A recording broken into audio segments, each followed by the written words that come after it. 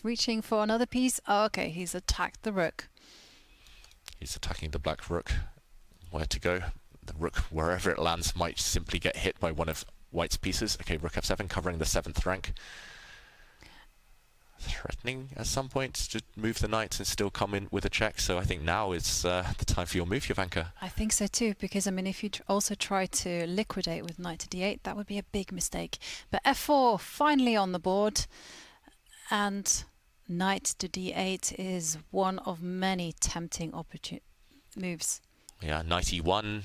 Now we're seeing knight d8. It's all these tricky knight jumps that the players have to be so alert to with just 2 minutes against 3 right now on the clock. How to prevent that? If knights come off, black's drawing chances, swindling chances just simply disappear. But nowhere active to go. Fabiano, what to do? He's got to move. Now under 2 minutes, bishop goes back to the corner. If Hikaru knight d8 is on tap, forcing the knights off the board, it just simplifies the equation. Looks very strong. You could also just make an argument for pushing pawns, improving the white knight here, but no, he closes the cage around the black king with h5. All sorts of mating constructions now. And interesting that Nakamura is still writing on the score sheet, and under 5 minutes they would not have to write the move anymore. Yeah, according to the rules of the tournament, he doesn't need to spend that time notating the moves. But interesting that he does. Hikaru just showing his confidence. Looking away from the board here, looking up at the screen. Is he watching Magnus's Armageddon? And Hikaru's smiling. I mean, Magnus's Armageddon is going to seconds, so I can imagine that Hikaru is completely distracted by that. I mean, both players with 3-4 seconds. Should we take a peek and see what Hikaru is interested in? Something happened, some blunder, or there's some drama in the Magnus Carlsen against Nodibek Abdusatorov game. It looks like, has one of the players run out of time?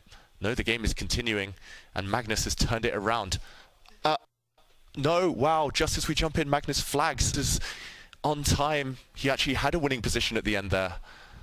This must be what Hikaru was laughing about, smiling about.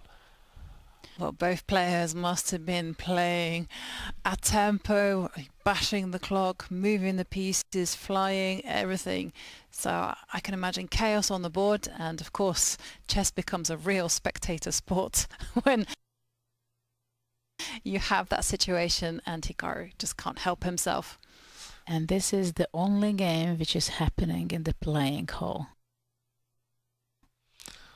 right now. Between the two players, who is going to be winning the tournament? Yeah, imagine the spectators, they're just enjoying this moment. Hikaru, wow. A3. Judith, this is exactly like your B3 that you told the story about earlier. Sadistic stuff, just showing that white is in full control. And Fabiano with 35 seconds left on the clock. And the clock is the least of his troubles as he tries to survive a position where he is 2 pawns down. King moves to g8. Yeah, this one looks beyond redemption, but he's still fighting Fabi. Good technique here, instructive for everyone at home. Never give up, even if there's a 1% chance you might save the game.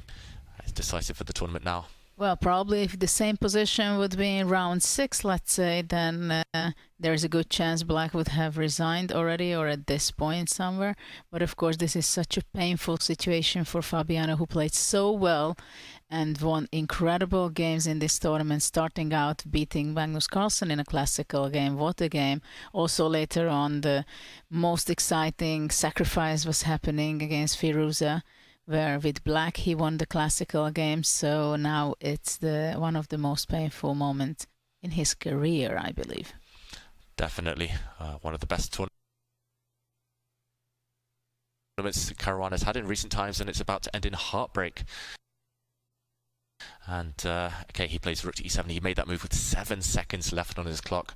f6, and just improving the position. Bringing the pieces slowly but surely towards black's half of the board. The d pawn's going to start running. White's extra pawns are going to count. And look at Fabiano. He's devastated, staring away, shaking his head. Now the white d pawn comes. One of these moves is going to tip Black over the edge. We'll see a handshake any second now. The winner of Norway Chess will be Hikaru Nakamura, and there we go. It's confirmed. Wow. Wow, what a game by Hikaru Nakamura, from an inspired opening choice to provoking Fabiano Caruana's terrible one-move blunder. Well, Hikaru is Norway Chess winner.